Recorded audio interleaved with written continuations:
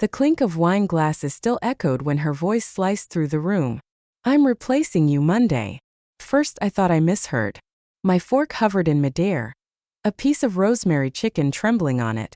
Veronica's smile gleamed, practiced, sharp, the kind of smile that knew exactly how to wound. "The boss loves me," she added, her manicured hand resting on my brother's arm as if to seal the deal. Laughter froze. Someone's spoon clattered onto a plate. My chest tightened, heat crawling up my neck, while faces around the long oak table turned toward me, waiting for my reaction. But I said nothing. Because Veronica didn't know the truth. I wake before dawn most mornings not because I have to, but because silence feels different at that hour. The city outside hasn't stretched awake yet.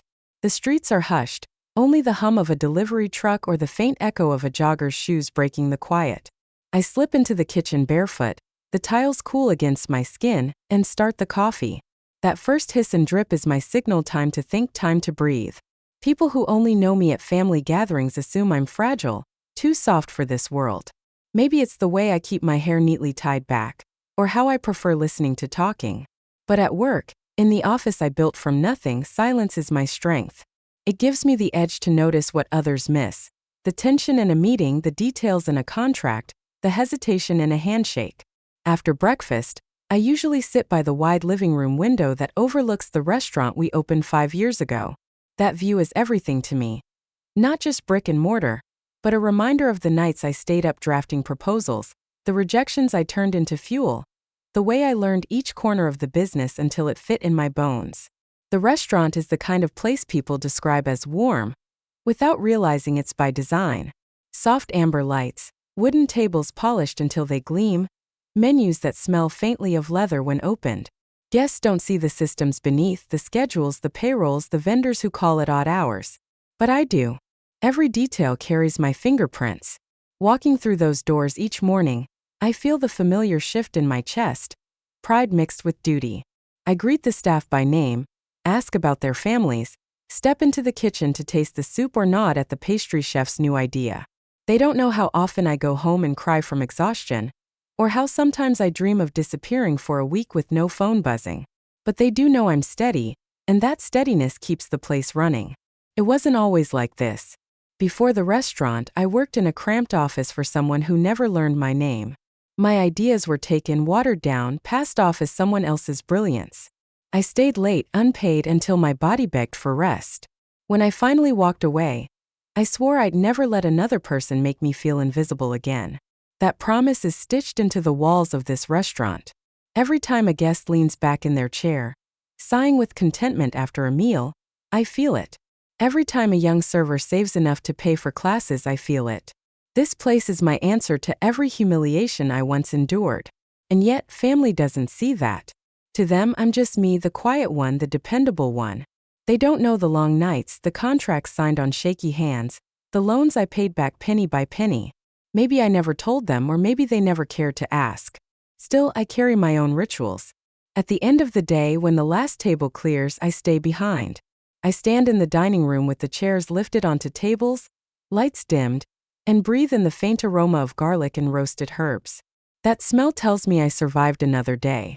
It's a world I built carefully, brick by brick, detail by detail. A world I thought no one could take from me, until Veronica smiled across the table that night. Veronica came into my life the way a storm does, loud, dazzling, impossible to ignore. My brother married her after a whirlwind courtship. At the wedding, she wore a gown that seemed too white for her smirk, and when she leaned in to hug me, I caught the faint scent of expensive perfume layered over cigarettes. "She's a firecracker," my brother said proudly, as though that explained everything. First I tried. I really did. She had a way of pulling everyone into her orbit, telling stories with wild hand gestures, laughing so loudly waiters turned their heads. She asked me about the restaurant, her eyes wide with curiosity. "You actually own it? Like the whole thing?" "Yes," I said, not used to explaining myself. "I started it a few years ago." Her mouth curled. "Wow, that's ambitious." Something in her tone made me pause. But I brushed it off. Families are complicated. Not every comment means harm. Over time, though, I noticed things. The way she volunteered to help out whenever we had family dinners at the restaurant. She'd breeze into the kitchen, wearing heels too sharp for the tiled floor, and chat up the cooks like she was their manager. Once I found her leafing through the staff schedule I'd left on the counter. "Just curious," she said, tucking a strand of hair behind her ear. Then there were the dinners at my mother's house. Veronica would steer conversations toward work. Her work, my work, anyone's work. "I'm just so good with people," she'd announce, tossing her hair back. "They can't help but adore me. Isn't that right?" Everyone laughed except me. I sat quietly, stirring my tea, wondering why her gaze always flicked toward me after such declarations. The first Betrayal warning came last spring. My brother called late one night. "Hey," he said, sounding uncomfortable. "Veronica mentioned you might be feeling overwhelmed at the restaurant?" I nearly dropped the phone. "What? No. Why would she say that?" He hesitated. She worries about you. Said maybe you need someone with a fresher perspective." Fresh perspective. The words rattled in my chest. I forced a laugh. "I'm fine. Tell her thanks, but I don't need rescuing." Still, I didn't sleep well that night. I kept replaying every interaction, every smirk, every question Veronica had asked me about staffing, menus, finances. The final crack came one evening in June. I had hosted a networking event at the restaurant, small business owners, investors, people who wanted to see what we'd built. Veronica insisted on attending. Midway through the evening, I overheard her in the hallway. She was talking to one of the investors, her voice hushed but bright. "Oh, I know all about how the place runs. I'm practically managing already." My stomach lurched. Practically managing? When she noticed me standing there, her smile didn't falter. "Oh, don't mind me. Just bragging about you." But the investor's puzzled glance told me he'd heard something different. That night, I went home and sat in the dark living room until the sky turned pale. I told myself she was harmless, that no one could actually take away what I'd built. But a whisper lingered. What if she wasn't harmless? What if she was playing a longer game? I kept my guard up after that, but it wasn't enough. The family dinner came weeks later. The restaurant's private dining room glowed with candlelight. Plates clinked, wine flowed, laughter filled the air. I was just beginning to relax when Veronica stood, her glass raised. "I have an announcement," she said, her eyes glinting. The room hushed. "I'm replacing you Monday." The words fell like a hammer. For a moment I thought she was joking, another one of her dramatic performances. But then she added, "The boss loves me," her smile stretching wider. My brother's face turned pale. My mother gasped. And I sat frozen, heart thundering, the taste of rosemary and salt turning bitter in my mouth. She thought she had one.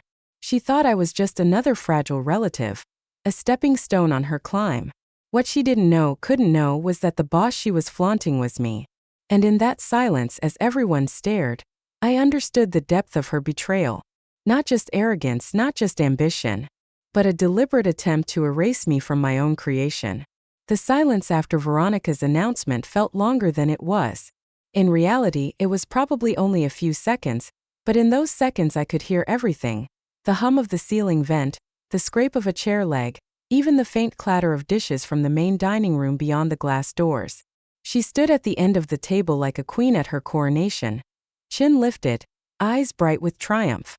My brother shifted uncomfortably beside her, his hand tightening on his napkin. He didn't look proud. He looked trapped. My mother cleared her throat. "Veronica, dear. What exactly do you mean? Oh, didn't she tell you?" Veronica's voice dripped sweetness. "The boss adores me. He said I'm a natural. Starting Monday, I'll be taking over her role." She tilted her head toward me, her earrings catching the candlelight. "It'll be such a relief for her, I'm sure. Running things can be exhausting." I felt every pair of eyes slide to me. My cousin's curious stare. My aunt's barely concealed smirk. Even my father, silent as always, raised his brow. They were waiting for me to argue, to defend myself, to explode. But the words caught in my throat. Not because I was weak, but because this moment was too absurd, too surreal. She was announcing my supposed downfall in the very place I owned, in a room whose paint color I had chosen, whose menu I had written, whose staff I had trained. I took a slow sip of water, forcing my hand not to tremble. The glass felt cold, grounding. Veronica mistook my silence for surrender. She leaned closer to my brother, her hand brushing his sleeve as if sealing her victory. Isn't that wonderful news? He shifted again, glancing at me. Veronica, maybe this isn't the right time. It's exactly the right time, she interrupted. Family should hear important news first. Her gaze flicked around the table, gathering nods like trophies. Some relatives, eager to stay on her good side, murmured their congratulations. Others stayed quiet, uncomfortable, unsure what was true. Inside, I felt something stir. Not rage, not yet, but the slow, steady rise of heat. A warning bell. I thought back to those nights years ago when I worked under people who dismissed me. The condescending bosses. The stolen credit. The hollow promises. I had swallowed humiliation before, let others parade my work as theirs. And it had nearly broken me. But not anymore. Veronica smiled at me then, directly, as if daring me to speak. Her teeth gleamed, her lipstick perfect. You don't mind, do you? You've had your time. My fingers tightened around the stem of the glass. For one wild moment, I imagined hurling it across the table, shattering her illusion in shards of crystal. But I didn't. That wasn't my way. Instead, I met her gaze and said softly, "Congratulations." The word hung there, unexpected. A few relatives relaxed, thinking the tension was over. Veronica's smile widened, convinced she had triumphed. But beneath the calm surface of my voice, something shifted. Promise. Later that night, when the dinner ended and everyone drifted out with their coats and chatter, I lingered behind in the empty dining room. The candles were burned low, their wax dripping like slow tears onto the white tablecloths. I sat in one of the high-back chairs, staring at the doorway where Veronica had just swept through in her designer heels. My chest felt hollow, my breath shallow. Was this what she thought of me? That I was powerless? That I would simply hand over the keys to my life's work because she decided it was hers? I leaned back, closing my eyes. Memories rushed in. Every rejection, every insult, every night I wondered if I had been foolish to dream. Veronica's voice joined them, sharp and smug. The boss loves me. My jaw tightened. She thought she was safe because no one had told her the truth. She thought the boss she charmed, the one she whispered to, was the one in charge. But she didn't know. And as the night deepened around me, a new clarity spread through my chest. I wasn't broken. I wasn't helpless. I was waiting. And when the moment came, I would let the truth speak louder than any announcement she could ever make. That night I barely slept. The house felt colder than usual, shadows pressing into the corners.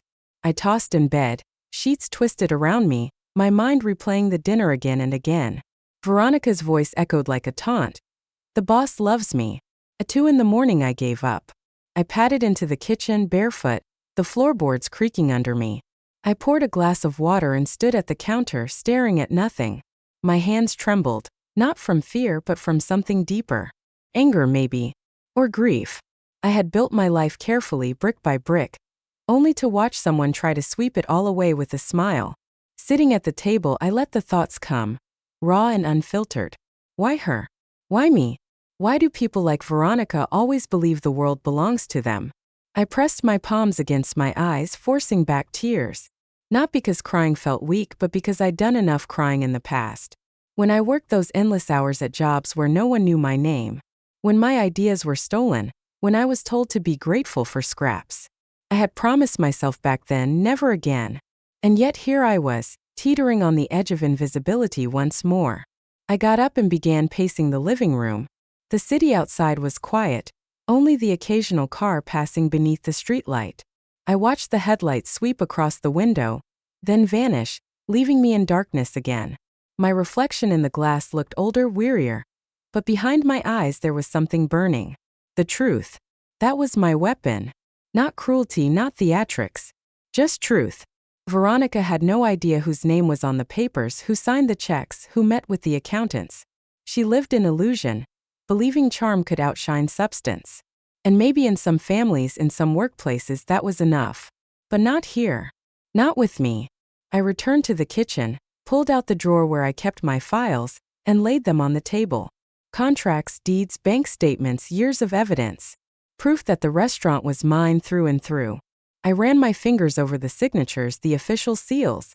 Each page felt like a heartbeat, steady and undeniable. For a long time I just sat there staring. A question circled in my mind.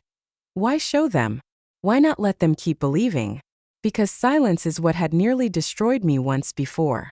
Silence had allowed others to walk over me, to erase me. Silence was the language of fear. I wasn't afraid anymore. The decision came slowly, then all at once. I would not confront her in private, where she could twist my words. I would not whisper truths into corners, hoping someone might believe me. No, I would wait, watch, and when the right moment arrived, I would reveal everything. Not with rage. Not with bitterness. But with precision. I closed the files, stacking them neatly. My heartbeat had slowed, my breath deepened. For the first time since that dinner I felt steady. Still, the night stretched long. I tried lying down again, but my thoughts kept circling. I imagined Veronica's expression when she realized her mistake. The tilt of her head, the falter of her smile. I imagined my family's silence, their stunned faces when they understood the truth. But most of all, I imagined myself, not as the quiet one at the table, not as the woman overlooked, but as the owner, the creator, the survivor who refused to vanish. By dawn I was exhausted but clear. The city stirred awake, faint light seeping between the curtains. I brewed coffee, the rich smell filling the kitchen, and took my first sip slowly. The bitterness grounded me. The warmth spread through my chest like a promise. I wasn't just going to defend what was mine. I was going to reclaim the dignity Veronica had tried to strip away. And this time I wouldn't do it silently. The first step was silence. Not the helpless kind from the dinner table, but chosen silence, deliberate, purposeful. Veronica expected me to protest, to claw at her in front of the family. She wanted spectacle. Instead, I gave her nothing. But behind that quiet, I began to move. On Monday morning, I arrived at the restaurant earlier than usual. The sky was still dusky, the street outside damp with last night's rain. My keys slid into the lock, familiar and solid. Inside, the dining room smelled faintly of polish and coffee grounds from the prep staff. I walked slowly through the space, touching the edges of tables, reminding myself, this is mine.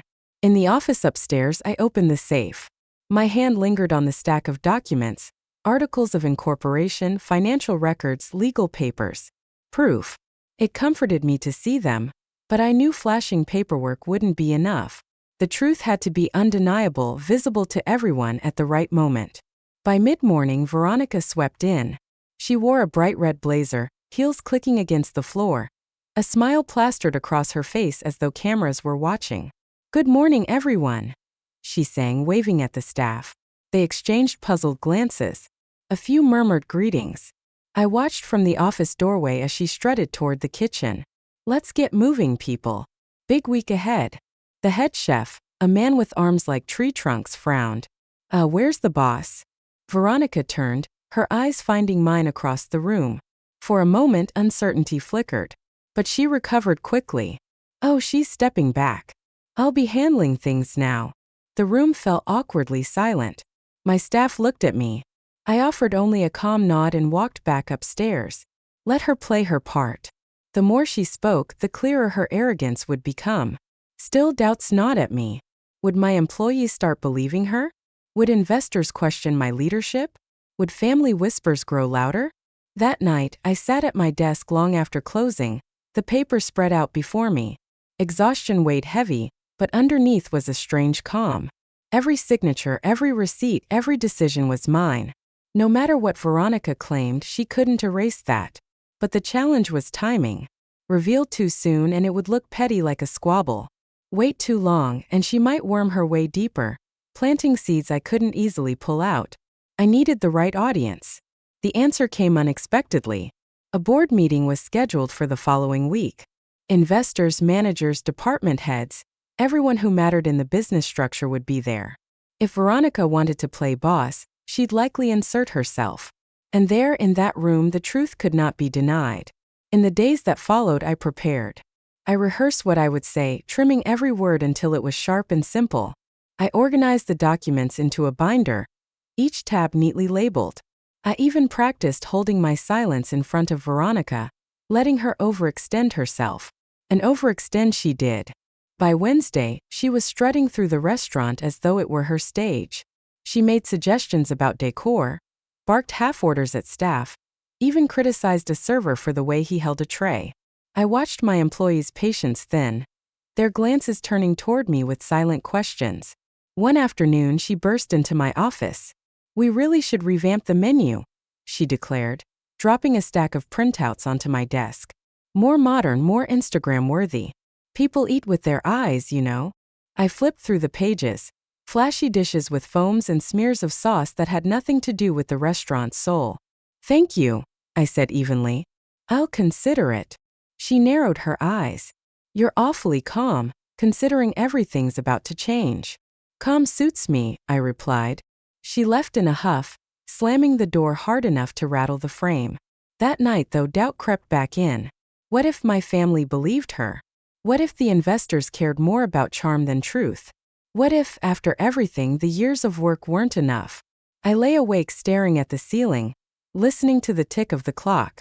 Fear whispered its old lies. "You're not strong enough. They'll take it all. You'll vanish." But then I thought of the restaurant itself, the laughter of guests, the smell of herbs, the steady rhythm of the kitchen. That wasn't illusion. That was real. Built by me. By Friday, I noticed small shifts. A server rolled his eyes when Veronica gave instructions. The pastry chef quietly asked if I was still in charge. Even my brother pulled me aside at a family gathering, his voice low. "Look, I don't know what she's trying to do," he said, eyes darting nervously. "But you're not actually stepping down, right?" I looked him straight in the eye. "No, I'm not." Relief crossed his face. Maybe guilt too. But he didn't press further. The weekend came, and with it another dinner, smaller this time, just immediate family. Veronica was in rare form, recounting her new responsibilities with dramatic flair. My mother nodded politely, though her eyes kept sliding to me. "You must be so relieved," Veronica said, leaning across the table. "Finally free of all that stress." I smiled faintly. Relieved isn't the word I'd use. She tilted her head, searching my face for cracks. Finding none, she shrugged and continued her performance. By Sunday night, I was ready. The binder sat on my desk, crisp and undeniable. The board meeting was Monday afternoon. The stage was set. Still, as I turned off the lights and locked up the restaurant, I felt a pang of fear. Not about losing, but about standing in that room, revealing myself fully. It meant no more hiding behind silence, no more shrinking. It meant owning not just the restaurant, but myself. And that was the part that terrified me most. The boardroom smelled faintly of lemon polish and coffee. Afternoon light streamed through the tall windows, cutting sharp lines across the long mahogany table. Around it sat the people who mattered most to the business: investors in tailored suits, department heads with notepads, managers shifting nervously in their chairs. And of course, Veronica. She entered on my brother's arm, dressed in a tailored navy suit that looked borrowed from some corporate fantasy. She smiled broadly, flashing her teeth at anyone who would look. Then she sat near the head of the table, as if the seat belonged to her. The meeting began with small updates, sales reports, supplier notes. My voice carried steady as I presented, though I could feel Veronica's eyes on me, waiting for her moment. She didn't wait long.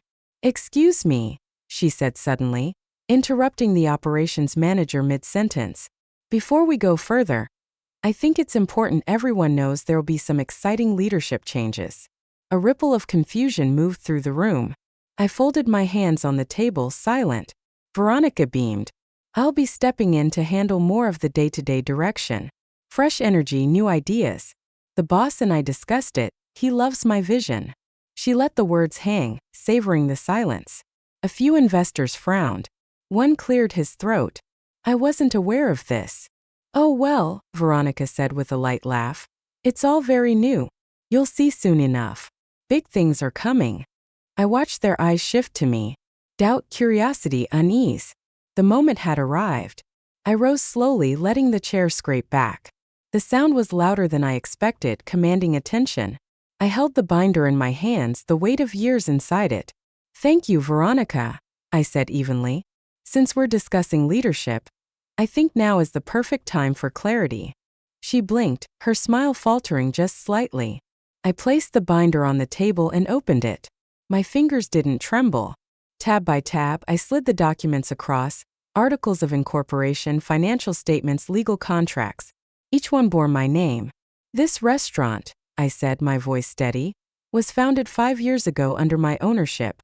Every contract, every decision, every signed paper is mine. The boss you've been speaking of is me. The words landed like a gavel. For a moment, silence. Then chairs shifted, whispers buzzed. The investors leaned forward, scanning the documents. The managers exchanged wide-eyed glances. Veronica's face drained of color. She forced a laugh, brittle and sharp. That's a very dramatic. But come on, everyone knows you've been tired. Ready to step back. You even said. I said nothing of the sort. My voice cut through hers, calm but final. And I will not allow anyone, family or not, to spread falsehoods about my role here. My brother sank lower in his chair, avoiding my eyes. An investor cleared his throat. So to be clear, you are the sole owner? Yes. I tapped the papers. Every record here confirms it. If anyone wishes, you may verify with the bank, the city, the state. The operations manager, usually quiet, nodded firmly. I've worked with her for years. Every decision runs through her. There's no question. Murmurs of agreement followed. The tide had shifted. Veronica's lips parted, but no words came. Her eyes darted to my brother, to the investors, back to me. That confident smile was gone, replaced with something raw, panic perhaps. I met her gaze evenly. Charm can open doors, but truth keeps them open. And the truth is simple. This place is mine. Always has been. The room settled into heavy silence. Then one by one the investors nodded. The operations manager continued his report as though nothing had happened, but the undercurrent was clear. The matter was closed. Veronica sat frozen, her hands clenched in her lap. By the end of the meeting, she left without a word. The boardroom emptied slowly, leaving behind the faint rustle of papers and the fading scent of coffee.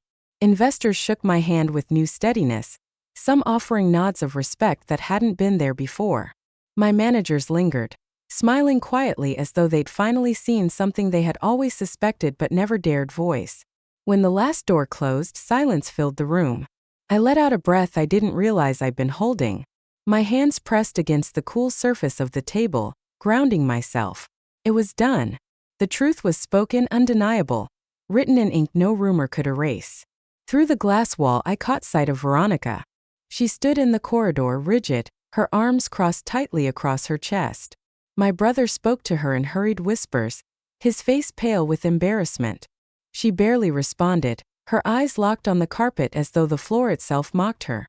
For the first time since that dinner, I didn't feel anger. Only a quiet, startling pity. That night, the house was too still. I set my bag down by the door and moved through rooms that suddenly felt lighter, freer. In the kitchen, I poured myself tea instead of wine, the steam rising gentle and forgiving. Memories stirred. My first late night here, balancing bills and recipes, wondering if the gamble of opening my own place would swallow me whole.